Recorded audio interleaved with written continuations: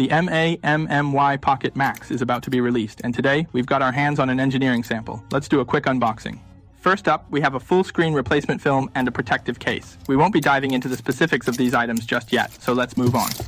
Next, we have the box for the handheld console itself. To its right, there's another box equipped with the familiar ABXY buttons and a D-pad.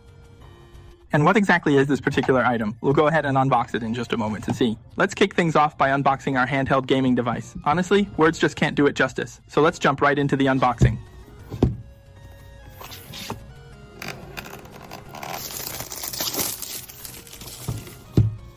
While I'm unboxing it, you can take a moment to look at its general specifications. This is the SIN for the Mangmi Pocket Max, and then we have the actual handheld console itself.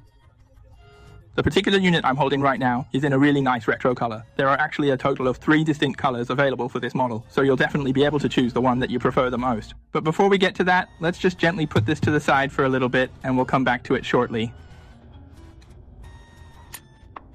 Oh, a USB-C to USB-C charging data cable and a user manual. We won't delve into this any further for now, so those are all the accessories that come with it. As you can see, there is actually no charging head included in the package. Next, let's explore the purpose of this D-pad and ABXY set. We'll open it up and look. Inside is a D-pad along with ABXY buttons. We'll definitely set this aside and delve into it much more thoroughly in the next episode. Let's take the handheld console body. The screen is impressively large. As we noted previously, it's a 7-inch display with 1080p resolution and a 144Hz refresh rate. The entire front face is a solid sheet of glass. Moving to its upper section, we find 2 shoulder buttons, a single action button, and the joysticks are also notably large. It's equipped with a rather substantial TMR joystick indeed.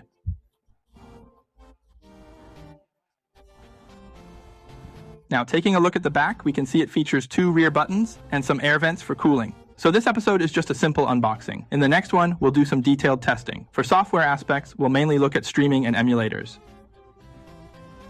Regarding the hardware, we'll actually take it apart in the next episode to examine its internal build quality. I don't have information on its selling price at the moment. This handheld device is an engineering unit, and later versions may have some differences. You're welcome to guess the price. If there's anything else you'd like to see tested, please feel free to leave a comment below. That's all for this video. If you enjoyed it, please consider giving us a like, comment, and sharing it to support us. Wishing you all a joyful day, every day. This is Guess at what this pair of buttons is for.